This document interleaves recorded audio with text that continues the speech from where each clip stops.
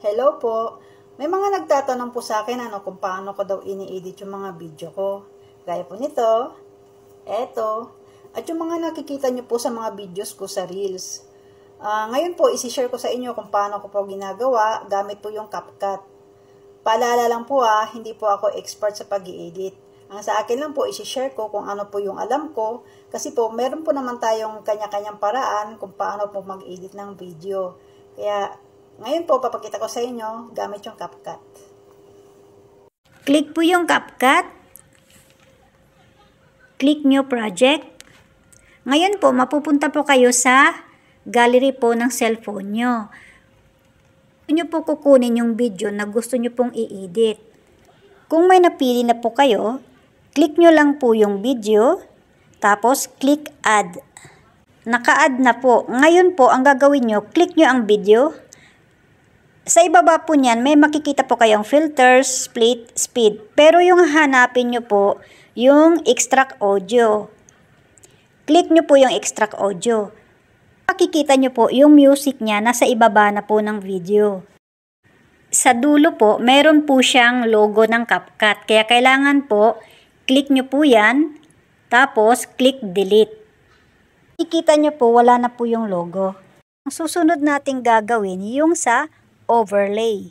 Click nyo po yung arrow sa gilid. Click overlay. Click add overlay.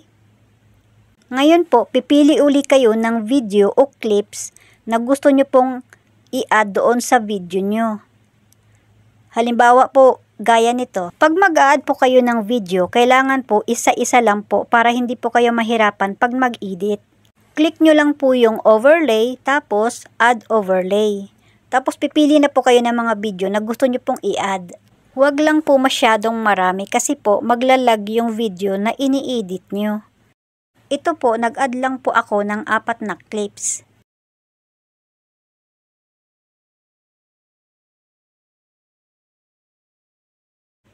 Ngayon po, balik po tayo sa mga video na napili po natin. Click po natin yan. Tapos, click yung volume. Ilagay po natin siya sa 0. Tapos, click yung check.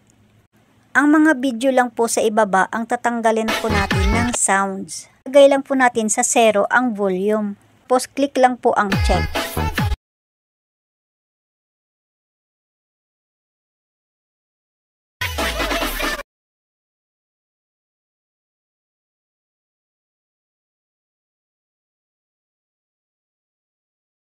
Ngayon po, nasa inyo kung saang part ng video nyo ilalagay ang mga clips na napili nyo po.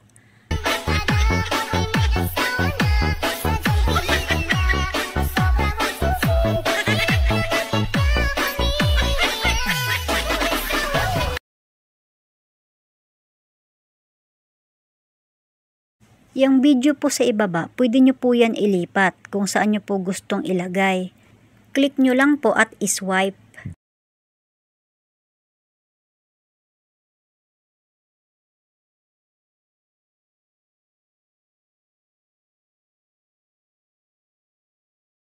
Ngayon po, click nyo uli ang video. Tapos, i-zoom nyo po para mag-fit sa screen. Kung mapapansin nyo po, maliliit lang po yung mga video na naka-overlay. Ngayon po, click nyo po yon, tapos i-zoom nyo yung video para po pantay doon sa video nyo at mag-fit sa screen.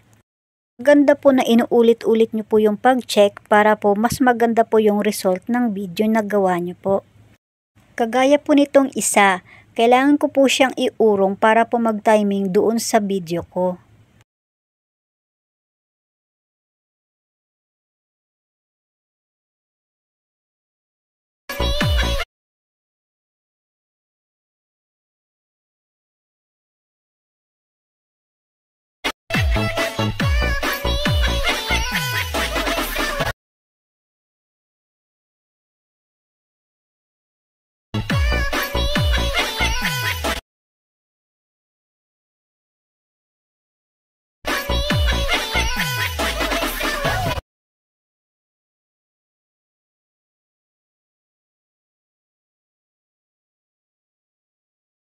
Ngayon po ay check nyo kung lahat po ay naka-fit na sa screen.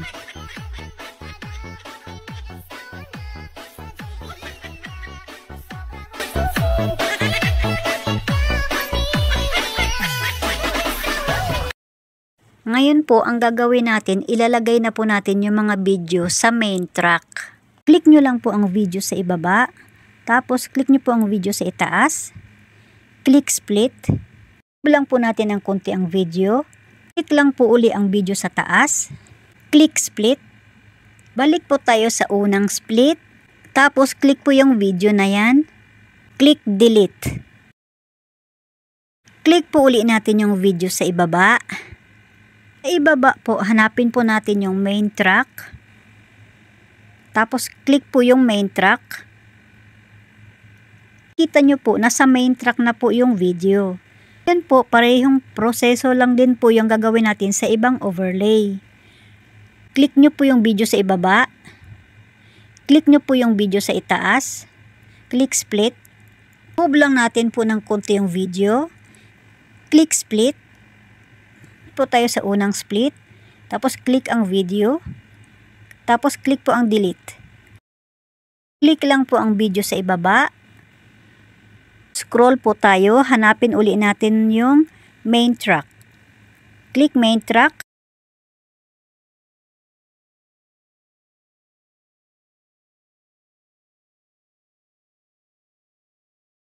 Natin ang video sa ibaba.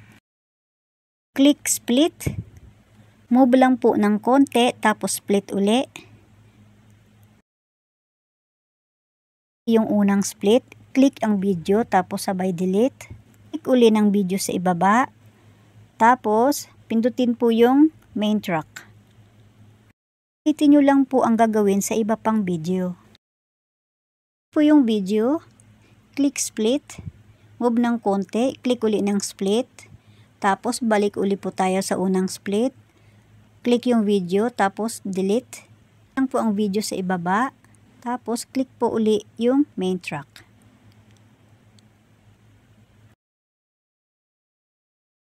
Lagay nyo na po lahat sa main track. Pwede nyo na po i-play ang video para i-check. Pagtapos na po ma-edit, ganito na po yung kalabasan ng video. Gi-edit po ng video, kailangan lang po yung tiyaga para maganda po yung result.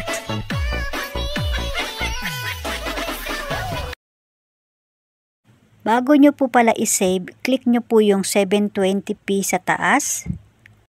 Ito po yung lalabas. Resolution, frame rate at code rate. Sa resolution po, ilagay nyo po yung 1080. Sa frame rate po, pwede nyo pong gawing 30 o kaya 50. Depende po sa inyo. Yung sa code rate naman po, pwede yung recommended. Tapos po, balik po kayo sa video. Click nyo po yung arrow sa gilid. Sa ibaba po, may makikita po kayong aspect ratio. Sa aspect ratio po, piliin nyo po yung may logo ng TikTok. 16 ratio po.